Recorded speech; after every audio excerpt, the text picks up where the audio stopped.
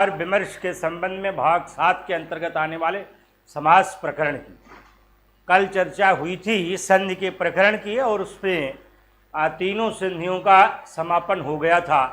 आज हम उसके आगे के व्याकरण विषयक समास प्रकरण की विशेष रूप से चर्चा करना चाहेंगे और इससे तमाम सारे संदर्भित प्रश्न साक्षात्कार के अंतर्गत प्रश्नव्य हुआ करते हैं।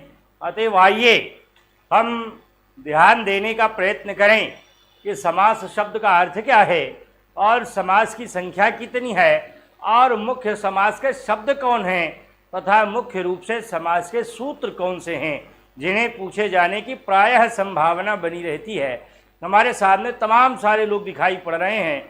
नीलेश मिश्र जी हैं, रतिभान वर्मा जी हैं, रेखा जायसवाल जी हैं, रविशंकर जी हैं, बलवंत सिंह पटेल जी हैं, अमरेंद्र कुमार त्रिपाठी जी हैं, सोनी तिवारी जी हैं और तमाम सारे लोगों के नाम इस पर नहीं दिखाई पड़ रहे हैं। कुछ पहले आ गए थे, पहले क्या वे समय से आए थे, मैं ही 5 मिनट विलम्ब से रहा, तो इसलिए ऐसे सभी लोगों का यहाँ हम अभिनंदन करते हैं। यहाँ सब समय से आ गए हैं, आप सभी को बहुत बहुत धन्यवाद प्रदान करते हैं। अजीत सिंह जी भी दिखाई पड़ रहे हैं, अवनीश पांडे से व्यतिरिक्त विकास मिश्र जी दिखाई पड़ रहे हैं, कल्पना सिंह जी दिखाई पड़ रहे हैं, सुनील गुप्त जी दिखाई पड़ रहे हैं। आप सभी को हम हार्दिक धन्यवाद देते हैं। साक्षात्कार विमर्श के इस प्रकरण के अंतर्गत हम समास पर दृष्टि विक्षेप करते हैं। आइए सबसे पहले हम देखते हैं, चूंकि यह अत्यंत महत्वपूर्ण प्रकरण है और प्रायः लिखित और मौखिकी दोनों ही प्रकार की परीक्षाओं के लिए अत्यंत उपादेय है, तस्तु सबसे पहले समास शब्द का अर्थ क्या है हम इस पर दृष्टि विक्षेप करते हैं। सुनील गुप्त जी के अलावा गुलशन कुमार जी हैं, आलोक कुमार पांडे जी हैं, करमेता गौतम जी हैं, रामानंद जी हैं, चंदन यादव जी हैं। आप सभी लोगों को हम बहुत बहुत धन्यवाद देते हैं। समास शब्द का अर्थ क्या है ये प्रायः पूछा जाता है, कभी कभी लिखित परीक्षा में और कभी कभी इंटरव्यू में भी ये महत्वपूर्ण सवाल बनता है। निक्कू जी, प्रतिमा सिंह जी, निधि तिवारी जी, आप सभी लोग यहाँ उपस्थित हो गए हैं, हम सभी को बहुत बहुत धन्यवाद देते हैं। समास शब्द में सम उपसर्ग है, असुक्षेपणे धातु है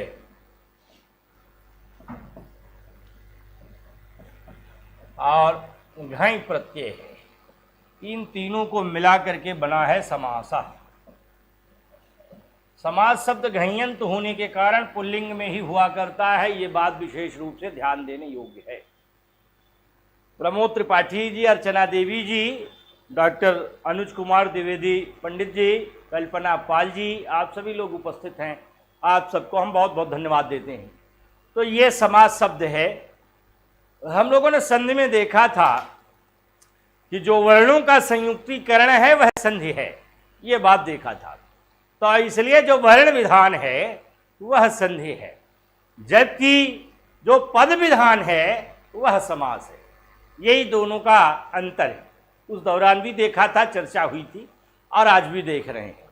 माने जब हम दो वर्णों को संयुक्त किया करते हैं तो उसे हम संधि कहते हैं। वर्णों में स्वर और व्यंजन दोनों होते हैं किंतु जब हम एक से अधिक पदों को जोड़ते हैं तब उन्हें हम समास कहते हैं। ध्यान रखिएगा, ये 4 विकल्प रहेंगे। निम्नलिखित में से समास है। पहला रहेगा 2 प्रातिपदिकों का मेल समास है, दूसरा रहेगा 2 शब्दों का मेल समास है, तीसरा रहेगा 2 पदों का मेल समास है, चौथा उक्त सभी विकल्प सही हैं। तो आप ध्यान रखिएगा, प्रातिपदिक के अर्थ में पद नहीं समाविष्ट होता जबकि शब्द समाविष्ट हो सकता है। तो अतएव न तो प्रातिपदिक और न ही शब्द बल्कि पद। पद कहते हैं किसे? सुप्तिंगंतम पदम, जिसमें सुप या तिंग प्रत्यय दिखाई पड़े वह पद कहलाता है। और ये सुप और तिंगंत में लगता है, इसलिए पद को सुबंत और तिंगंत भी कहते हैं। तो इसलिए ये जो सुबंत और तिंगंत भूत पद है, ये एक से अधिक पद जब इकट्ठे हो जाते हैं, एकत्र हो जाते हैं, अर्थात ऐसे जुड़ते हैं कि वे पृथक पृथक न होकर फिर एक शब्द बन जाते हैं। तो इसलिए एक से अधिक पद जब समस करके अर्थात इकट्ठे होकर के, एकत्र होकर के जब एक पद के रूप में बन जाते हैं तब उस पद को समस्त पद कहते हैं, उस स्थिति को समास कहते हैं। तो इसलिए यह समास एक से अधिक पदों के संयुक्तीकरण का नाम है और इसका अर्थ है संक्षेपीकरण। तो इसलिए यहाँ संक्षेपीकरण की स्थिति रहती है।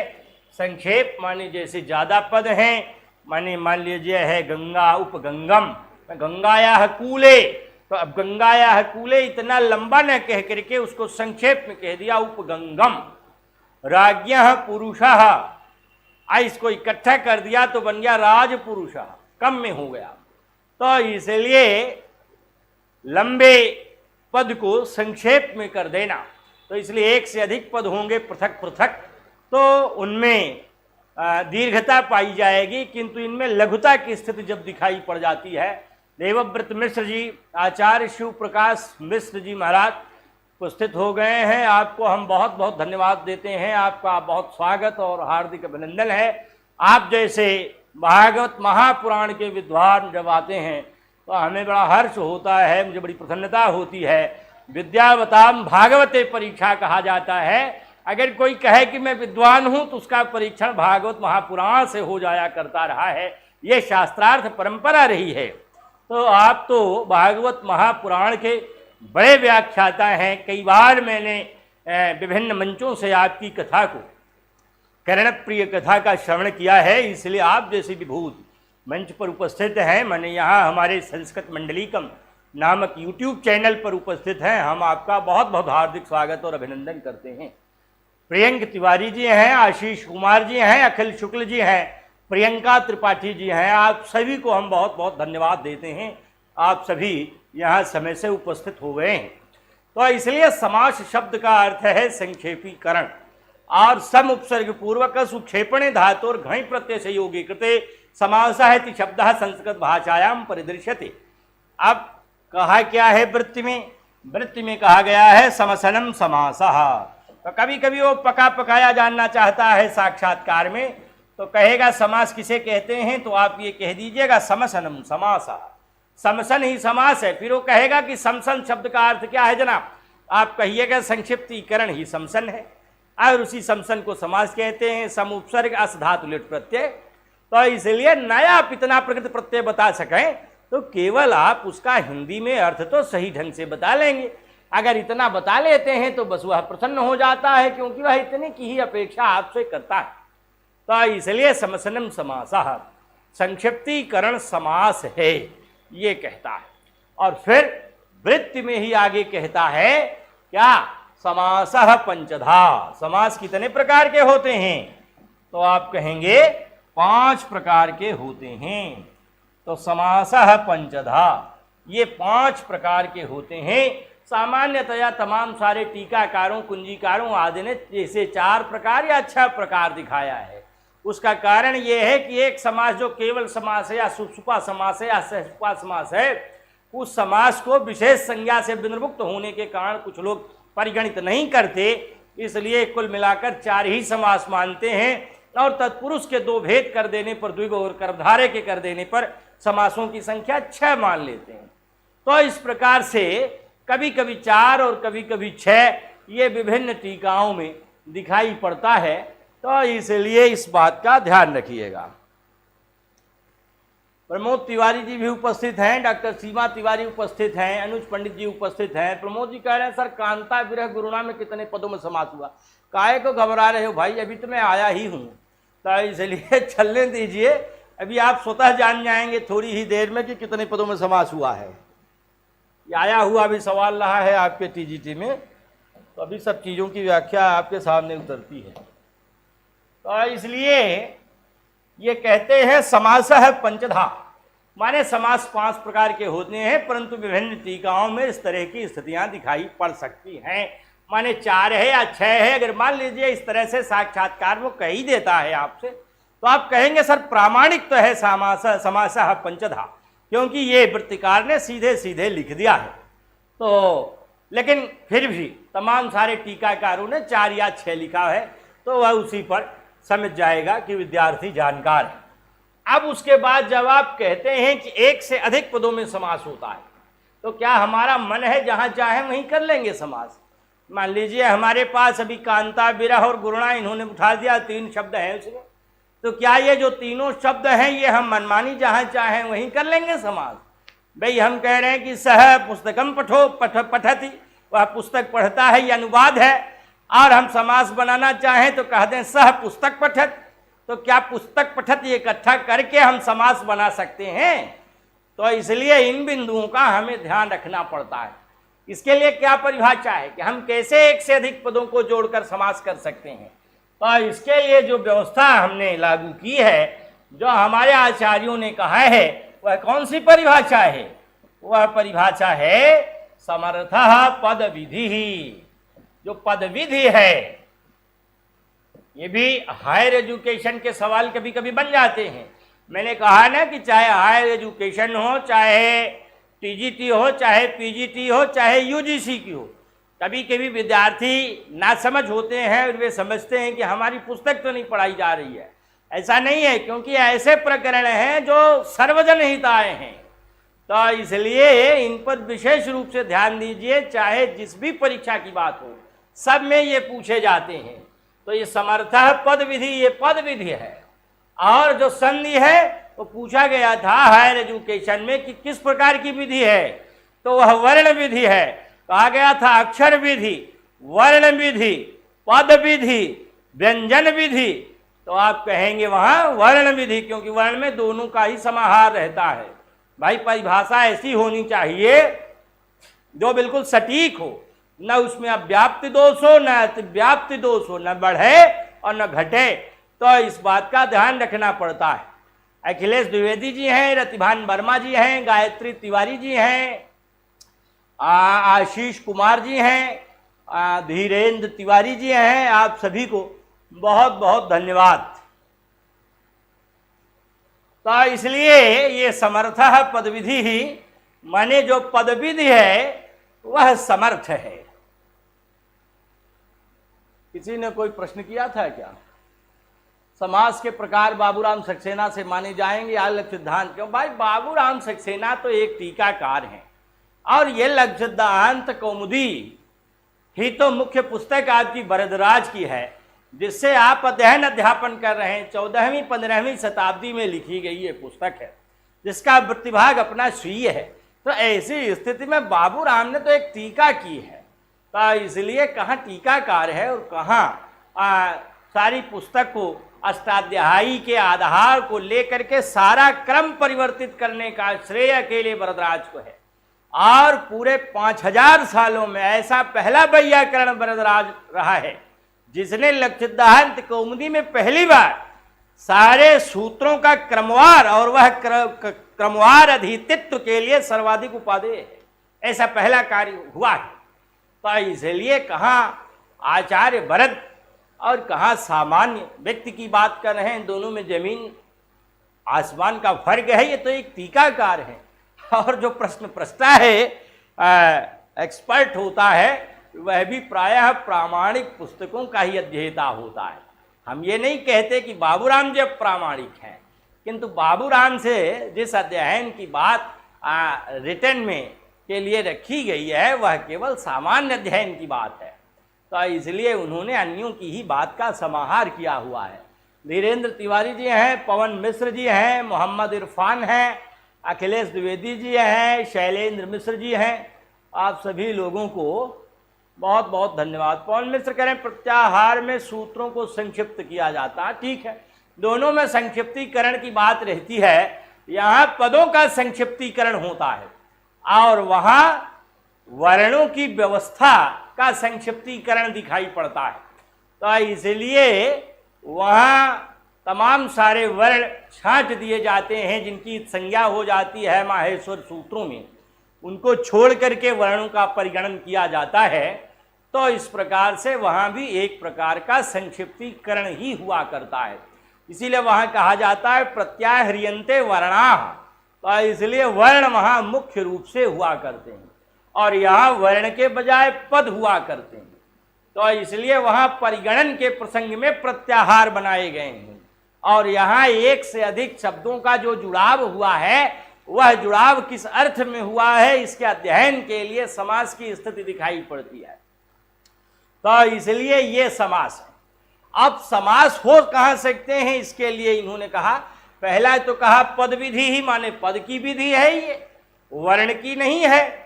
तो ये क्लियर हुआ कि पद की विधि है, अर्थात एक से अधिक पद जहां विधान के रूप में देखे जाते हैं, जोड़े जाते हैं। दूसरी बात, यह जो पद विधि है, पदों का जोड़ है, पदों का विधान है, वह समर्थ रूप में ही दिखाई पड़ता है। ये बहुत महत्वपूर्ण है। ये जो सामर्थ्य है वह सब पदों में नहीं हो सकती, जैसे मैंने अभी कहा। तो इसलिए इस बात का ध्यान रखना होता है। ब्राह्मणाय, ब्राह्मण को धनम ददाति, धन देता है, या गाम ददाति। अब आप चाहें कि ब्राह्मण और धन, ब्राह्मण धनम ददाति कह दें तो आपकी बात ये समास के रूप में बन सकती है, यदि तो स्वीकार्य है, और यदि नहीं बन सकती तो फिर संभव नहीं है, उसे आप पद विधि, उसे समर्थ की स्थिति से युक्त नहीं मानेंगे। तो ये सामर्थ्य दो प्रकार की। कौन किसी? एक व्यपेक्षा भाव सामर्थ्य। व्यपेक्षा भाव सामर्थ्य हायर एजुकेशन में भी पूछा जाता है, और ये दोनों ही सामर्थ्य आपको, मान लीजिए पूछ ही लिया, आपने कहा कि समर्था है पद विधि, इसको खोल दीजिए। समर्था है पद विधि ही, माने पद विधि समर्थ में हुआ करती है, तो कहेगा कि भाई समर्थ है, आप बता दीजिए कितने प्रकार का सामर्थ्य है। तो एक तो व्यपेक्षा भाव सामर्थ्य है और दूसरा एकार्थी भाव सामर्थ्य है। तो इसलिए ये दो प्रकार के सामर्थ्य हैं। अब इन दोनों प्रकार के सामर्थ्यों में जो पद विधि है, जो समास की स्थिति है, उसमें कौन सा लागू होता है, या दोनों का अंतर क्या है? यहां एक पद की दूसरे पद से अपेक्षा होती है, विशेषण अपेक्षा इति व्यपेक्षा। तो इसलिए जहां पर एक दूसरे पद से पारस्परिक अपेक्षा का भाव रहता है, यह भाव होता है वाक्यों में। जैसे रामः पुस्तकम पठति, तो इसलिए रामः पुस्तकम पठति में सबकी एक दूसरे से अपेक्षा है। रामः किम करोति, पठति। तो अब राम का पठति से जुड़ाव है, क्योंकि कर्ता है, कर्ता का जुड़ाव क्रिया से स्वतंत्र रूप में होता है। स्वतंत्र माने प्रधान, स्वतंत्र कर्ता माने कर्ता प्रधान है क्रिया के निष्पादन में, क्योंकि सभी कारकों का योग है, परंतु कर्ता का योग सर्वाधिक है, इसलिए स्वतंत्र शब्द का विन्यास वहां हुआ है। तो इसलिए राम की अपेक्षा पठति से है। फिर क्या पढ़ेगा? अगर पुस्तक नहीं है तो क्या पढ़ेगा जी? तो इसलिए फिर पुस्तक की भी अपेक्षा हो जाती है पठति से। तो इसलिए यहां तीनों की पारस्परिक अपेक्षा है, लिहाजा ये व्यपेक्षा भाव सामर्थ्य से युक्त है। तो इसलिए ये जो वाक्य में विभिन्न प्रकार के पद होते हैं, हमारे सामने संजय त्रिपाठी जी हैं, प्रवीण त्रिपाठी जी हैं, देवव्रत मिश्र जी आ गए हैं, गुंजन यादव जी हैं, प्रमोद यादव जी हैं, अमरेंद्र कुमार त्रिपाठी जी हैं। आप सभी लोगों को बहुत बहुत धन्यवाद। अभी आते हैं थोड़ी देर में प्रवीण कुमार त्रिपाठी जी, प्रकृष्टो वीणायामिति प्रवीणा। तो इसलिए रामः का पठति के साथ और पुस्तकम का पठति के साथ जो ये तारतम्य दिखाई पड़ रहा है, ये व्यपेक्षा भाव सामर्थ्य है। तो इसलिए यह व्यपेक्षा भाव सामर्थ्य माने पदों की एक दूसरे के साथ अपेक्षा का भाव वाक्यों में दिखाई पड़ता है। किंतु जो समास हैं, इनमें जो अपेक्षा दिखाई पड़ती है, बजाय उस अपेक्षा के यहाँ एक से अधिक शब्द इकट्ठे होकर के एक अर्थ को देने लगते हैं। तो इसलिए एकार्थी भाव सामर्थ्य है ये, माने यहाँ एक से अधिक पृथक पृथक शब्द मिलकर के जब एक शब्द के रूप में बनने की सामर्थ्य रख लें और फिर उनसे एक अर्थ निकलने लगे। तो जब एक अर्थ निकलने लगे तो ऐसी स्थिति में एकार्थी भाव सामर्थ्य होता है, दिखाई पड़ता है। तो ये सामर्थ्य इस तरह का है, जैसे देखिए राज्ञः पुरुषः, तो राजा का पुरुष। अब यहाँ पुरुष को राजा से जोड़ दिया गया, तो अब जोड़कर हो गया राजपुरुषः। तो जब एक शब्द बन गया राजपुरुषः, और जब एक शब्द बन गया तो ये पारस्परिक रूप से दोनों शब्द एक दूसरे के साथ जुड़कर एक अर्थ को निःसृत कर रहे हैं। इसलिए ये एकार्थी भाव सामर्थ्य का उदाहरण बन जाता है। तो ध्यान रखिएगा कि ये समर्थः पद विधि में समर्थः के दो अर्थ हैं, व्यपेक्षा भाव सामर्थ्य और एकार्थी भाव सामर्थ्य। ये एकार्थी भाव सामर्थ्य से युक्त हुआ करता है समास। तो ये बात समास के अंतर्गत आरंभ में की गई। अब आप लोगों ने ही कहा कि समासः पंचधा, समास 5 प्रकार का होता है, ये बात तो ही गई। इसके अलावा जो समास का विग्रह है, एक शब्द ये भी आता है, समास का विग्रह।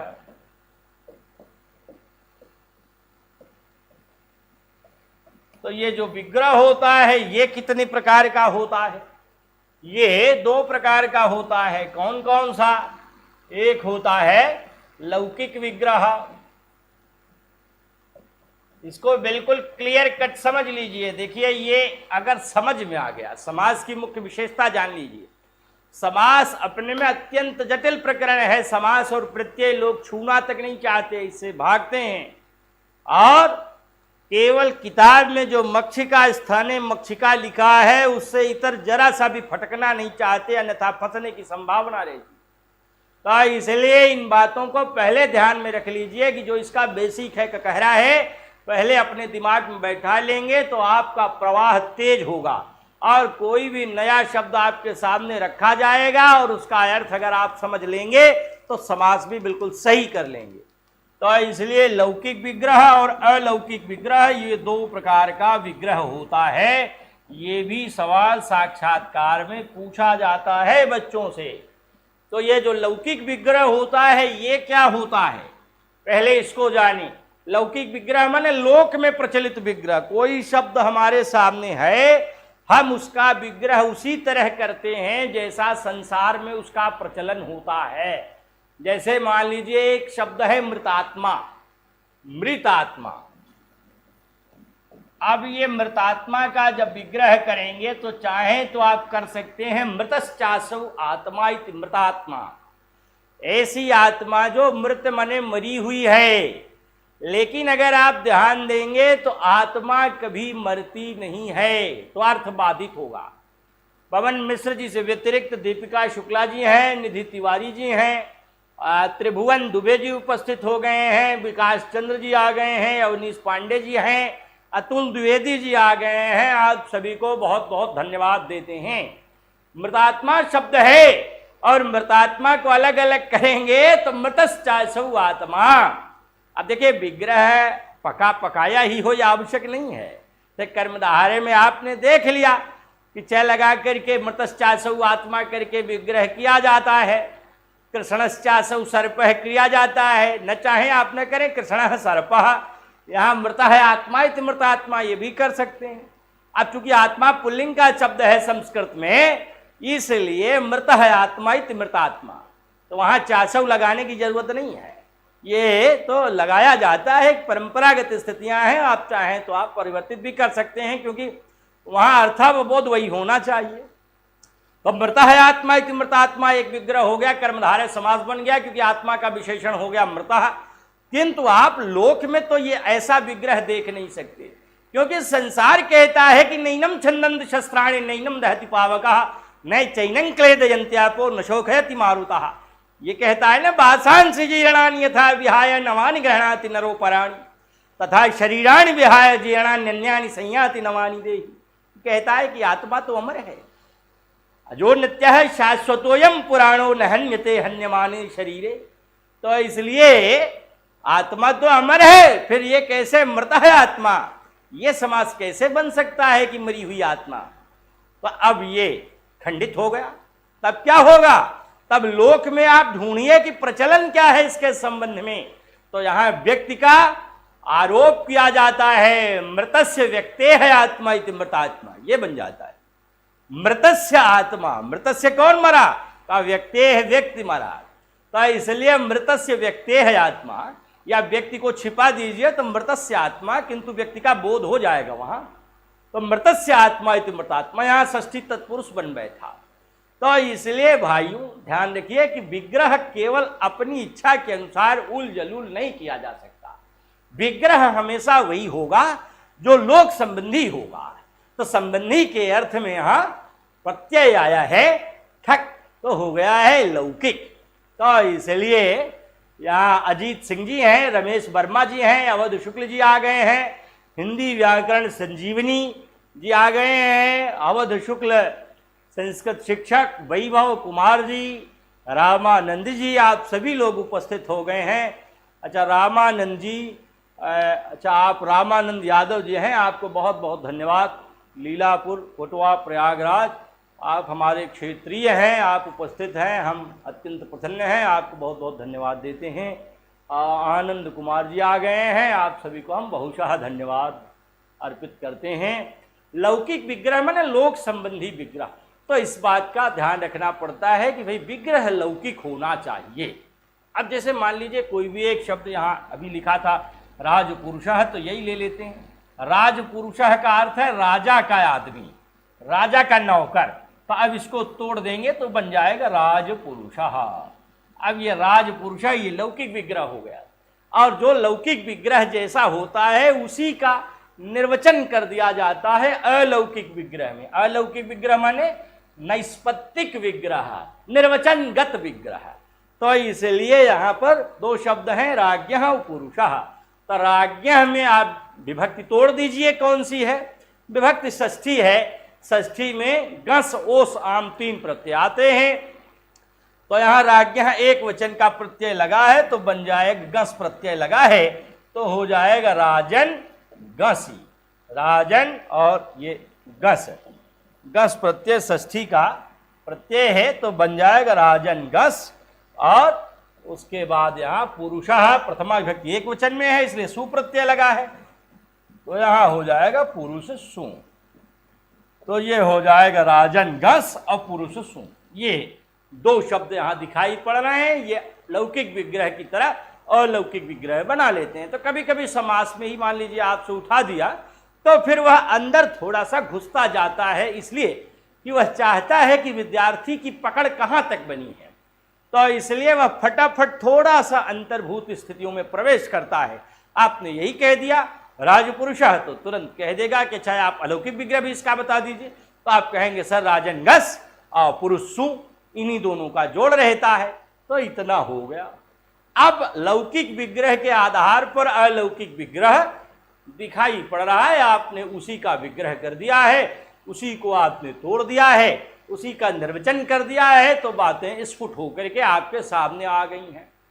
अब समास भी दो प्रकार के होते हैं, माने सामान्यतया नित्य समास होता है और वैकल्पिक समास होता है।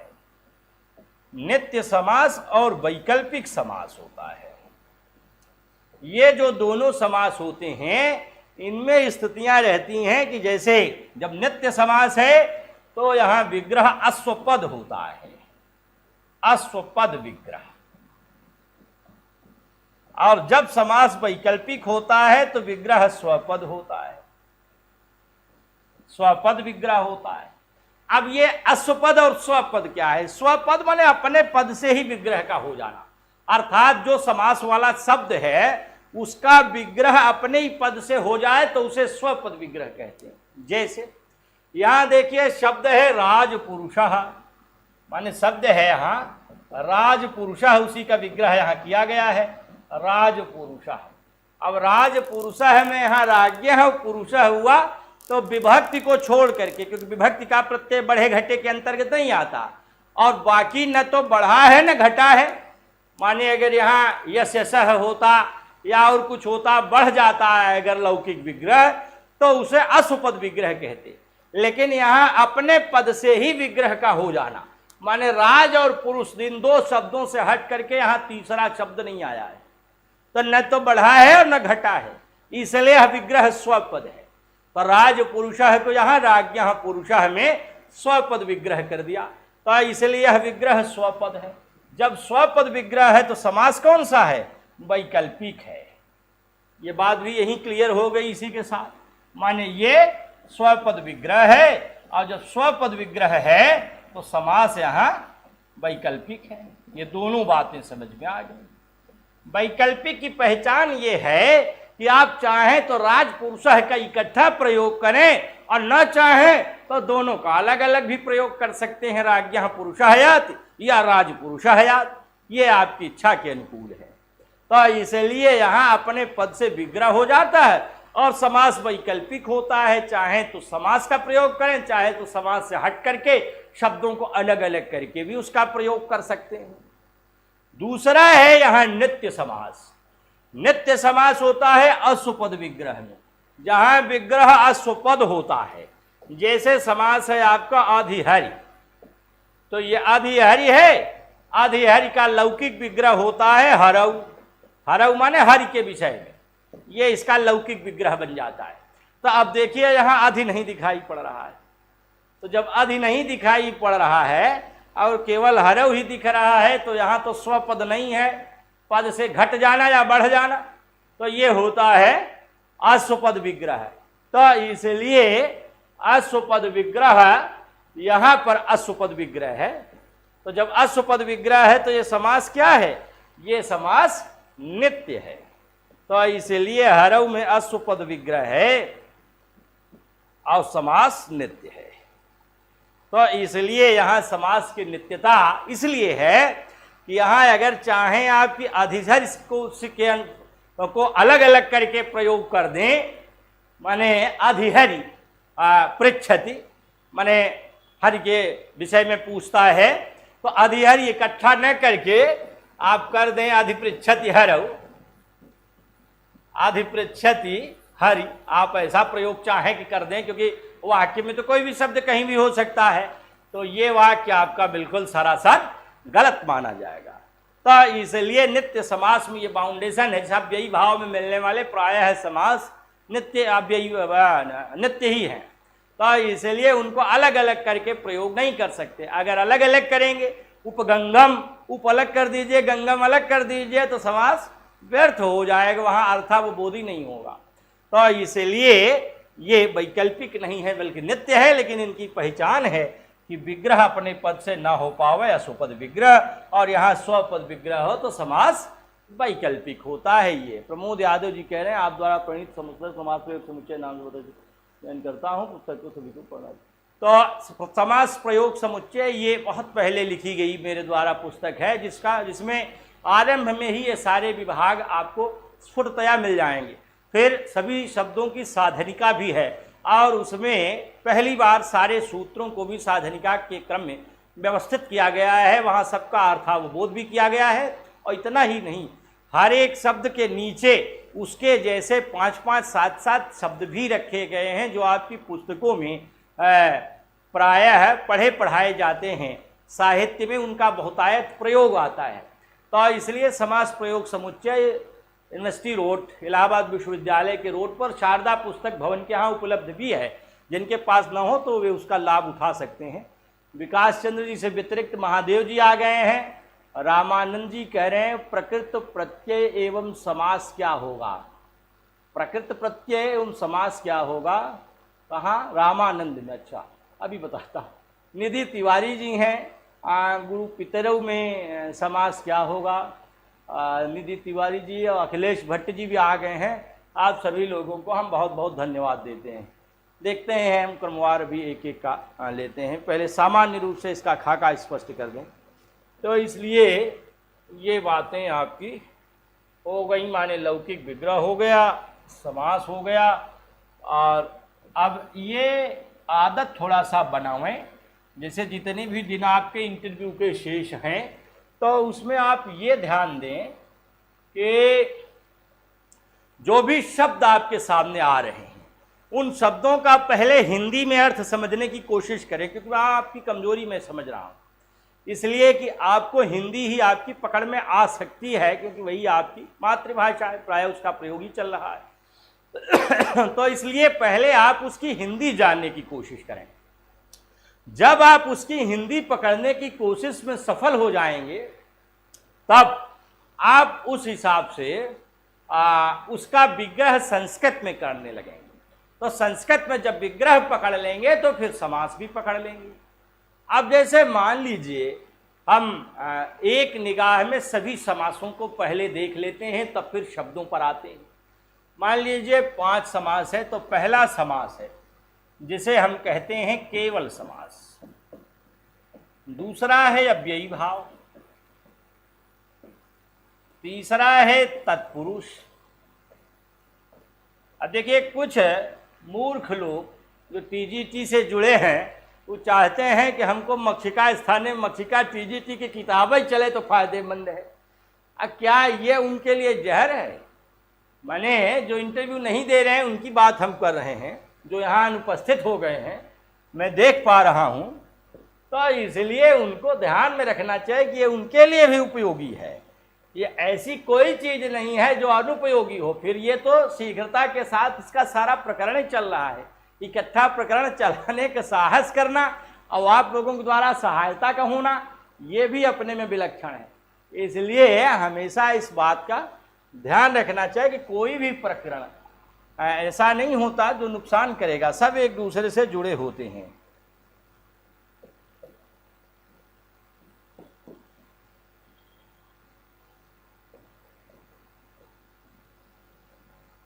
ये 5 हैं। यहाँ होता है विशेष संज्ञा विनिर्मुक्त। ये परिभाषा भी कभी कभी पूछ लेता है। विशेष संज्ञा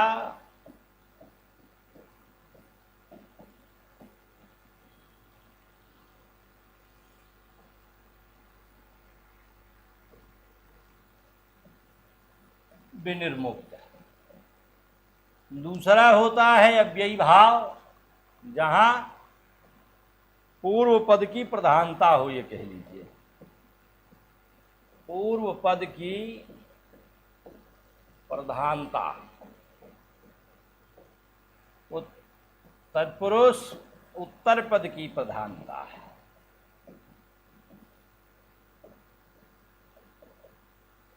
द्वंद्व सभी पदों की प्रधानता है, या उभय पद ज्यादातर लोग कह लेते हैं, उभय पद की प्रधानता। बहुव्रीहि अन्य पद की प्रधानता।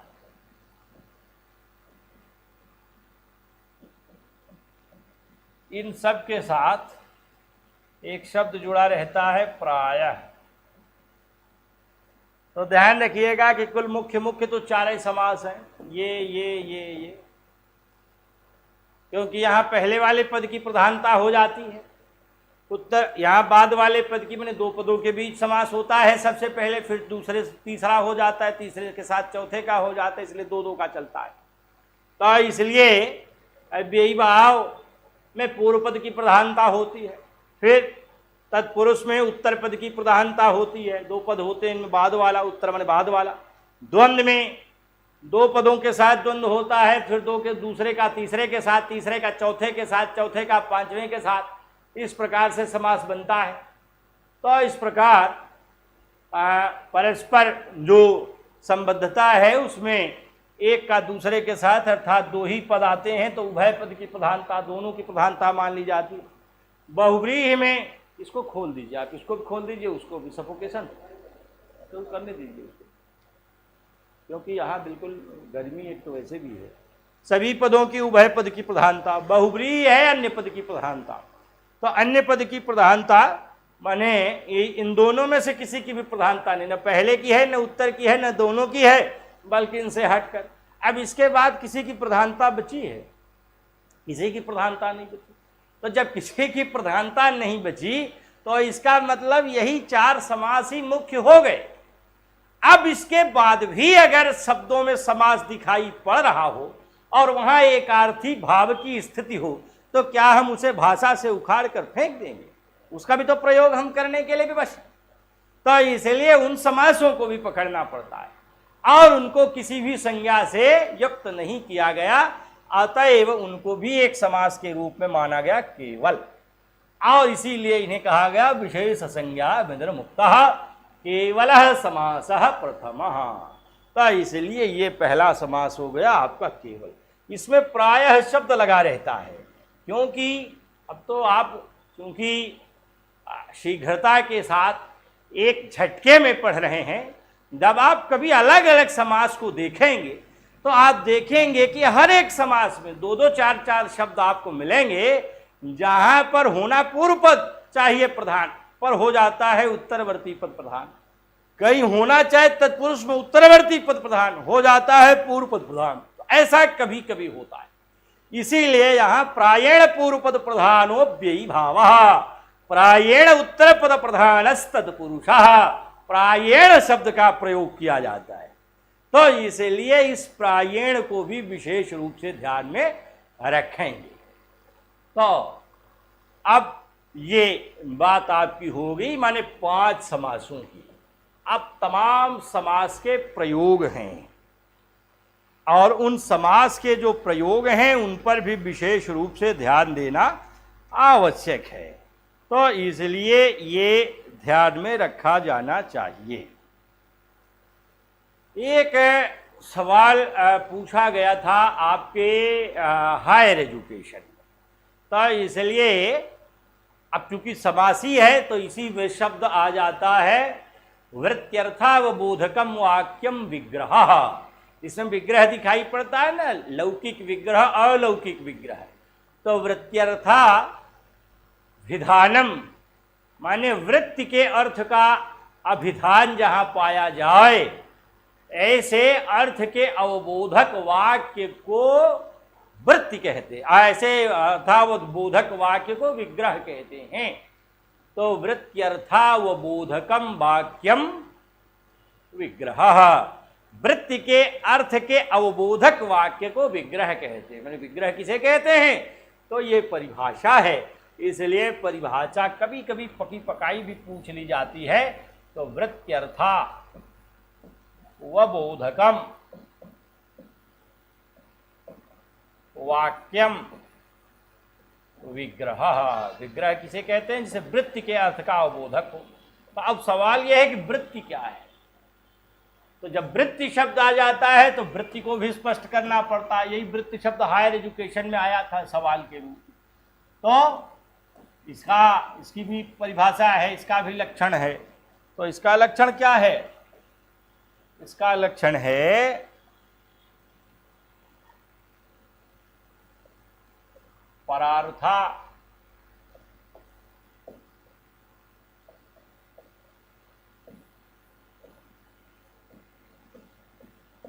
परार्थाभिधानम वृत्ति ही, माने दूसरे अर्थ का अभिधान करना। माने शब्द के अलग अलग अर्थ थे और जोड़ करके एक अर्थ नवीन रूप से स्थापित हो रहा है, निकल रहा है, तो इसलिए उसको वृत्ति कहते हैं।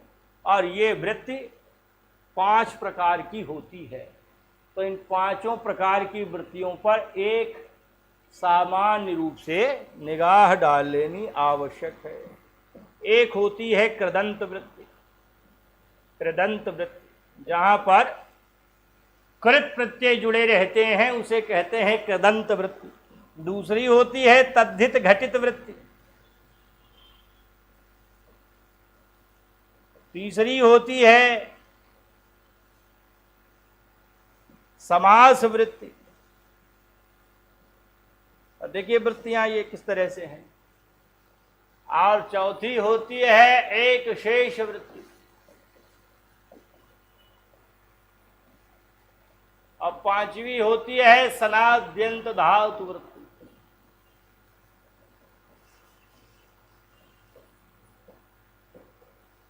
पांच हो गई। तो ये कहा परार्थाभिधानम वृत्ति ही, अन्य अर्थ का विधान वृत्ति है। तो ये वृत्तियां कितनी हैं? अन्य अर्थ का विधान माने एकार्थी भाव विधान, माने एक अर्थ का विधान करना। पहली है कृदंत वृत्ति, माने कृत प्रत्यय जुड़ जाता है और उससे जोड़ करके किसी बात को स्पष्ट किया जाता है, उसे कृदंत वृत्ति कहते हैं। दूसरी है तद्धित घटित वृत्ति। यहाँ तद्धितांत वृत्ति नहीं होती, इसलिए कि तद्धित प्रत्यय आवश्यक नहीं होता कि हमेशा अंत में लगे। तो इसलिए कभी ये पहले भी लग जाते हैं, जैसे बहुच प्रत्यय पहले लगता है बहुपटु, और अकच प्रत्यय धातु की जो टी है उसके पहले लगता है अकच प्रत्यय। तो इसलिए ये दोनों ही तद्धित प्रत्यय हैं, किंतु अंत में ही नहीं लगते, इसीलिए तद्धितांत वृत्ति न कह के तद्धित घटित वृत्ति कहते हैं। समास वृत्ति आप देख ही रहे हैं कि ये समास की वृत्ति किस तरह से होती है। तो इसलिए ये समास वृत्ति है। और चौथी है एक शेष वृत्ति, माने एक से अधिक शब्द है, माता पितरौ, एक हटा दिया गया, माता हो गया, पितरौ, एक शेष वृत्ति।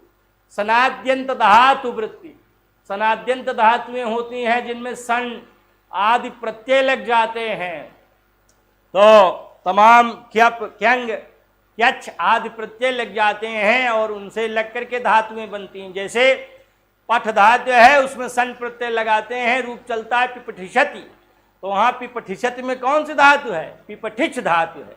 तो पिपठिष धातु है, ये पिपठिष धातु सनाद्यंत धातु है। जैसे शब्दायतेर न वार्तिक आया है न कारक में, तो वहां शब्दाय धातु है, तो वह शब्दाय धातु नाम धातु के अंतर्गत स्वीकार की जाती है, तो वही सनाद्यंत धातु वृत्ति। माने यह प्रत्यय या इसके जैसे ऐसे प्रत्यय जो कि धातु का नव रूप में विधान करते देखे जाते हैं। तो इस तरह से कृदंत वृत्ति, तद्धित घटित वृत्ति, समास वृत्ति, एक शेष वृत्ति, सनाद्यंत धातु वृत्ति, ये वृत्ति के प्रकरण में है। और फिर वृत्त्यर्थावधानम वृत्ति ही पाए, वृत्त्यर्थावबोधकम वाक्यम विग्रह, माने वृत्ति के अर्थ का अवबोध कराने वाला जो वाक्य है वह विग्रह कहलाता है। तो इसलिए वृत्ति और विग्रह ये दोनों ही होते हैं, ये ध्यातव्य है। अब आइए हम लोग समास को देखते हैं सबसे पहले, क्योंकि इसके अंतर्गत ये तमाम सारी बातें सामान्य रूप से जो समास के पहले आवश्यक हैं वे हो जाती हैं। अब भाई तमाम सारे लोगों के सवाल भी हैं और तमाम लोगों के अपने नाम भी हैं, तो इसलिए एक दृष्टि उन पर डाल ली जाए। खाका खैर मैंने बता दिया। राकेश कुमार जी कह रहे हैं कि सर नीलोत्पलम की सिद्धि प्रक्रिया बताइए। तो क्या अकेले नीलोत्पलम की सिद्धि प्रक्रिया भर से आपका काम हो जाएगा? तो सैकड़ों शब्द है ना आपके, तो सिद्धि प्रक्रिया बीच से हम केवल नीलोत्पलम की बता करके भूतपूर्व आदि को छोड़ दें, अधिहर की छोड़ दें जो पहले आएगा, तो काम आपका निकल जाएगा। नीलोत्पलम नीलम चतुत्पलम, सुन लीजिए, नील और उत्पल दो हैं, बता दे रहा हूं, किंतु आप यह कोशिश करें कि आप उसकी प्रक्रिया जानें। जब प्रक्रिया जान लेंगे तो सारी चीज़ें पकड़ में आ जाएंगी। अब नीलोत्पलम अभी बताना नहीं चाहिए मुझे, क्योंकि ये बीच में आया हुआ है, इसके पहले और भी चीज़ें तो आप जानेंगे ही। नीलम चैतदुत्पलम, नीलोत्पलम कर्मधारय है, ये कर्मधारय समास है। इसका लौकिक विग्रह बनता है नीलम उत्पलम। नीलम इसका विशेषण है, उत्पलम विशेष्य है, तो इसलिए विशेषणम विशेषण बहुलम ये सूत्र है। विशेषणम विशेषण बहुलम, इस सूत्र के द्वारा दोनों का समास होता है। और जब समास हो जाए तो कृतद्धित समासा से दोनों की प्रातिपदिक संज्ञा और दोनों के सुपों का सुपो धातु प्रातिपदिक योग से लोप हो जाएगा।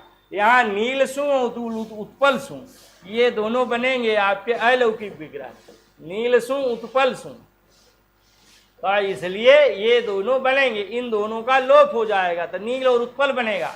फिर विशेषणम विशेषण बहुलम, इस सूत्र में विशेषणम प्रथमा विभक्ति में पढ़ा गया है, इसलिए जो प्रथमा विभक्ति में पढ़ा गया होता है उसकी प्रथमा निर्दिष्टम समास उपसर्जनम से उपसर्जन संज्ञा हो जाती है, और जिसकी उपसर्जन संज्ञा होती है उपसर्जनम पूर्वम से उसका पूर्व प्रयोग हो जाता है। और जब पूर्व प्रयोग हो जाता है तो बैठ गया पहले, ये बाद में। अब इसको आप नील और उत्पल को जोड़ दीजिए गुण संधि, आदि गुण से दोनों जोड़कर बन जाएंगे नीलोत्पल एक शब्द। जब एक शब्द हो गया नीलोत्पल, तब आप चूंकि इसका प्रातिपदिकत्व तो नष्ट नहीं हो गया है, क्योंकि कुत्ते की पूंछ काट दीजिए तो उसका कुकुरत्व समाप्त तो नहीं हो जाता। इस न्याय के बल से प्रथमा एक वचन की विवक्षा में सु प्रत्यय ले आइए। जब सु ले आएंगे तो यहाँ क्योंकि यह नपुंसक लिंग का शब्द है प्रचलन में उत्पल शब्द, अतएव यहाँ सु को अतोम से अदंत के बाद होने के कारण हम आदेश हो जाएगा, मैं पूर्व से पूर्व रूप हो जाएगा, बन जाएगा नीलोत्पलम। तो नीलन चेतद उत्पलम तो नीलोत्पलम ये है। तो ये मूर्खता है आपकी, हम क्या कहें, क्योंकि बीच से इसको नहीं उठाया जाना चाहिए था, क्योंकि अभी तो हम बताते ही पहले भूतपूर्व आदि को, तो उसमें आपके 10 सूत्र आ जाते, तो इसलिए आगे आप पकड़ ही लेते। फिलहाल ये हो गया, भगवान करें आपका इतने से भरपूर काम हो जाए, बेहतर होगा। और बहुत सारे लोगों के हैं, राकेश कुमार सर अहरह की सिद्ध प्रक्रिया, कल भैया राकेश कुमार जी आप कहाँ गोल हो गए थे, तो इसलिए वहाँ अहन अहन आया था तो वहीं पूछे होते संधि में, तो हम इसको डिटेल से लिखकर बता दिए होते। आज समास के प्रसंग में आप इसको पूछ रहे हैं, वहाँ अहन अहन हुआ है और अहन को रेप हो गया है प्रथम को, बाद में कोई सुप प्रत्यय न हो तो इसलिए रोसुप सूत्र है वहाँ, और उसी से अह माने प्रतिदिन ये संधि प्रक्रिया के अंतर्गत आया हुआ है। स्त्री प्रत्यय पर भी गुरुजी की कृति है, इसके लिए अच्छा राष्ट्र। ठीक है पवन जी, आपको बहुत बहुत धन्यवाद, इसको आपने बता दिया। राष्ट्रीय संस्कृत संस्थान की तरफ से पुरस्कृत किया गया है। प्रणाम में हम गुरुवे। निधि शब्द की उत्पत्ति के लिए आवश्यक जानने योग्य बातें। कुछ लोगों के नाम जरूर आए थे, उसको मैं देख भी रहा था। तो नी उपसर्ग है, दहा दहात है और की प्रत्यय है, तो इसलिए ये की प्रत्यय है, इसको मिला करके बन जाता है, की में ही शेष बनता है, बन जाता है निधि। अब ये निधि शब्द पुल्लिंग में ही है, ध्यान रखिएगा, तो इसलिए निधे विधे प्रविधे संधे ये सारे शब्द इसी तरह के बन जाते हैं, तो सब ये पुल्लिंग के शब्द हैं। अब एक सत्यनारायण जी कोई हैं, बहुत बार उसमें मैसेज आया है, तो सत्यनारायण ये शब्द है, और ये सत्यनारायण पर कथा भी कही जाती है। तो यहाँ नारायण माने नर से नार बनता है, और नार में अयन शब्द जुड़ता है। नार शब्द का अर्थ है जल, तो इसलिए जल को नार शब्द कहा जाता है। तो नाराह अयनम, नाराह अयनम यस्य सह, नारा अयनम यस्य सह, ये हो जाएगा नारायण माने जल ही है, अयन माने घर जिसका, जल ही है घर जिसका। किसका घर है जल? नाराह अयनम यस्य सह, किसका घर है? विष्णु, विष्णुदेव का है। अब ये जो विष्णुदेव का है, तो ये सत्य का विष्णु से संबंध है। विष्णु के संबंध में ये कहा जाता है कि अगर आप निश्चल भाव से हृदय साफ रख करके उनकी उपासना कर रहे हैं, छल छद्म नहीं है, तो आप पाएंगे, अन्यथा पूरा फल आपको प्राप्त नहीं होगा। इसीलिए राक्षस इनकी उपासना नहीं करते थे, क्योंकि राक्षसों के मन में बदले का भाव पहले होता था। अब विष्णु का कथन था कि आप सिद्धियां लोकोपकार के लिए लीजिए, आप प्रसिद्ध होइए, लोकोपकार कीजिए।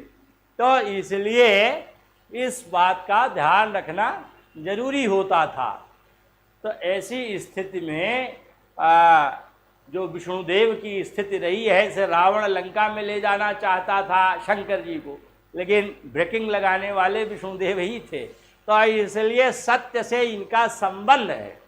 तो यहाँ सत्यम एव नारायण, ये विग्रह हो सकता है, माने सत्यम या सत्यमेव नारायण, या दूसरा भी विग्रह हो सकता है सत्यम इव नारायण है। तो इसलिए यहाँ उपमान पूर्व पद समास कह सकते हैं। या आप जब सोचेंगे तो अर्थ बैठ सकता है। उपमान, उपमान तत्पुरुष कह सकते हैं इसको। तो इसलिए ये उपमान परक है, माने सत्य ही नारायण है। तो इसलिए जहाँ सत्य है वहाँ नारायण है। तो सत्यमेव नारायण है या सत्यमेव नारायण है। तो यहाँ सत्य मानो नारायण के सदृश है, तो इसलिए सत्यमेव नारायण या सत्यमेव नारायण। तो इसलिए और नारायण नारायणम यसे सह नारायण विष्णु, ये आपका पहले बन जाएगा, पहले इसी को बनाएंगे। तो इसलिए यह विष्णु अर्थ में आएगा, ये बहुव्रीहि बनेगा। तब फिर इन दोनों शब्दों को लेंगे, सत्यमेव नारायण सत्यनारायण, ये इस तरह से निष्पन्न हो जाएगा। गायत्री तिवारी जी कह रहे हैं गुरु जी विमर्श का प्रकृति प्रत्यय क्या है? मृष धातु और घय प्रत्यय से योग्य कृत्य मर्ष भी उपसर्ग पूर्व के विमर्श है। तो इसलिए घय प्रत्यय लग जाता है, तो मर्ष शब्द मृष धातु से मर्ष बन जाता है, मर्ष आलोचने, तो अभी उपसर्ग लग जाता है, विमर्श है, ये बन जाता है। तो इसलिए तो धीरे धीरे देखिए, प्रकृति प्रत्यय कोई एक दिनी चीज तो नहीं है, लेकिन ये है कि धीरे धीरे इसकी अगर पकड़ बनाते चलेंगे तो आगे चलकर पकड़ बन जाएगी बेहतर ढंग से। इसमें थोड़ा सा समय लगता है भले। अब जैसे किसी ने कहा विनीता दीक्षित जी आ गई हैं, तो आपका दोनों शब्द बहुत इंपॉर्टेंट है दीक्षित जी। मैंने एक दिन बताया था दीक्षित शब्द का अर्थ, क्योंकि एक दीक्षित नाम की लड़की पूजा दीक्षित मेरे उस इंटरव्यू दे रही थी और मैं भी संयोग से वहीं उपस्थित था, और यही शब्द मैंने कह दिया कि कहीं पूछ न लिया जाए। अंदर गई पहला सवाल, उसने कहा बताइए बताइए, जब तक मैं बताता तब तक अंदर से बुला लिया। अब अंदर गई और पहला सवाल यही पूछ लिया। तो यहाँ विनीता और दीक्षित दोनों शब्द तुम्हारा वेरी इंपॉर्टेंट। विनीता माने विशेषण, नीता इति विनीता माने वी उपसर्ग है और फिर नी धातु है, और नी धातु से अक्ता प्रत्यय किया गया है और फिर टाप प्रत्यय किया गया है, तो इसलिए टाप में आशेष बचता है और बन जाता है विनीता। विनीता माने विशेषण, नीता इति विनीता, विशेष रूप से देवी देवताओं से प्रार्थना उर्थना करके बुलाई गई, मंगाई गई, लाई गई, वह हो गई विनीता। और दीक्षित दीयते दानम क्षीयते पापम इति दीक्षा। दीयते दानम माने दान दिया जाता है, और क्षीयते पापम पाप नष्ट किए जाते हैं, इति दीक्षा, इसे दीक्षा कहते हैं। तो दीक्षा दो काम करता है, गुरुओं से दीक्षा ली जाती है ना, तो वहाँ पर यह होता है कि दान देना सर्वोत्तम स्थिति है, दान देने से आपका पुण्य बढ़ता है। तो इसलिए अब कलयुग में तो सबसे बड़ा उपाय है, कोई पूजा आप नहीं कर सकते, दान तो दे सकते हैं। तो रुपए, 2 रुपए, 10 रुपए, 5 रुपए अगर आप देते रहे बराबर, या जो आप कमाई करते हैं उसमें एक सुनिश्चित हिस्सा निकालते रहे, तो ये बहुत बड़ा काम करेगा। ये बहुत बड़ा पूजा विधान कलयुग के लिए है। तो इसलिए दीयते दानम क्षीयते पापम, और पाप नष्ट होते हैं दीक्षा से। उसके मंत्र बहुत काम करते हैं।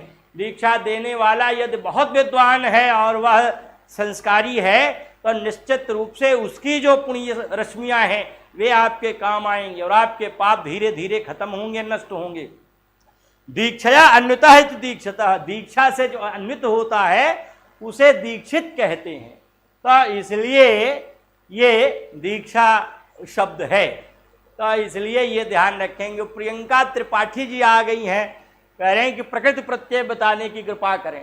प्रियंका माने प्रियम करोति इति प्रियंका। यहाँ प्रिय शब्द है, प्री धातु में पहले क प्रत्यय लगता है, प्री धातु से क प्रत्यय लगता है तो प्रिय बनता है।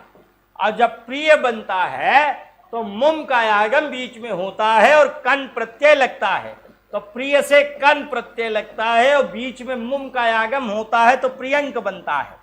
और जब प्रियंक बन जाता है तब इससे टाप प्रत्यय लग जाता है स्त्रीत्व की विवक्षा में, तो प्रियंका बन जाता है। तो इसलिए प्रियम करोति इति प्रियंका। तो इसलिए प्रिय से युक्त रहने वाली, प्रिय करने वाली। सर जी अशोक में प्रकृति प्रत्यय अशोक गुप्त जी पूछ रहे हैं, तो यहाँ अशोक में न शोक है ती अशोक है, पहले तो जान लीजिए कि नहीं तत्पुरुष समास भी है आपके शब्द में। तो शोक शब्द है, शोक में जो अ है ये नहीं तत्पुरुष का नहीं आया है, तो न शोक है ती अशोक। दूसरी बात ये है कि शुच धातु और घई प्रत्यय से योग्य कृत्य शोक, तो इसलिए यहाँ शुच धातु है और शुच धातु शोक करने के अर्थ की धातु है और घई प्रत्यय लग गया है, तो इसलिए शुच में घई लगा बना शोक, और न शोक है अशोक है, ये नहीं तत्पुरुष समास का शब्द है, तो बन गया आपका अशोक। तो इस तरह से बहुत सारे लोगों के नाम हैं। अमित सिंह जी आ गए, कह रहे हैं कि प्रकृति प्रत्यय बताने की महत्वी कृपा करें। तो इसलिए अमित शब्द है, मित शब्द है मूल। अब यहाँ भी आपका नहीं तत्पुरुष समास है, तो इसलिए न मित है इति अमित, ये शब्द आ गया। मित माने होता है कम और अमित माने जो कम नहीं है। तो यहाँ मांग मापने धातु है और अक्ता प्रत्यय है, इट का आगम हो जाता है तो मित शब्द बनता है। तो इसलिए उस मित शब्द में नहीं तत्पुरुष समास लगाकर अमित बन जाता है। विज्ञानेश्वर की एक पुस्तक है मिताक्षरा, माने कम अक्षरों वाली, और उसी से जब ज़्यादा पन की स्थिति दिखाई पड़े तो उसे अमितः कहते हैं। तो इसलिए ये मितः और अमितः। एक प्रत्यय इतच भी होता है जो पंड धात से लगा है इतस तो बन गया है पंडित। तो इसलिए प्रत्यय एक से अधिक है, किंतु उनके अर्थावबोधों में थोड़ा थोड़ा भिन्नता कहीं कहीं दिखाई पड़ती है। तो इसलिए जैसे वह शब्द बना हुआ है वैसे इसमें अमित शब्द भी बनता है। तो इसलिए ऐसे ही तमाम सारे शब्द दिखाई पड़ते हैं, विभिन्न शब्दों में, विभिन्न नामों में अर्थ और उनमें कौन सा समास है या कभी कभी संधियाँ क्या हैं, इन सब का अवलोकन करना पड़ता है। और समय ज़्यादा हो रहा है। हाँ सर प्रणाम। अभी साढ़े 6:30 तक।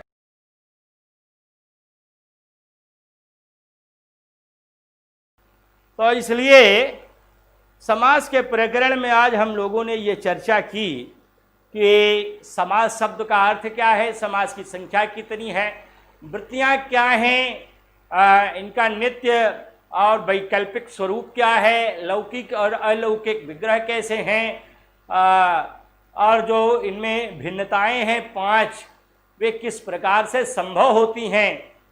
अब हमें देखना रह गया है मुख्य रूप से कि समास के शब्द बनते कैसे हैं, और जो समास के विभिन्न प्रकार के शब्द बनते हैं हम कैसे पहचाने कि उनमें यही समास है। पहले कैसे हम हिंदी से जानें और फिर हम संस्कृत से कैसे पकड़ पावें।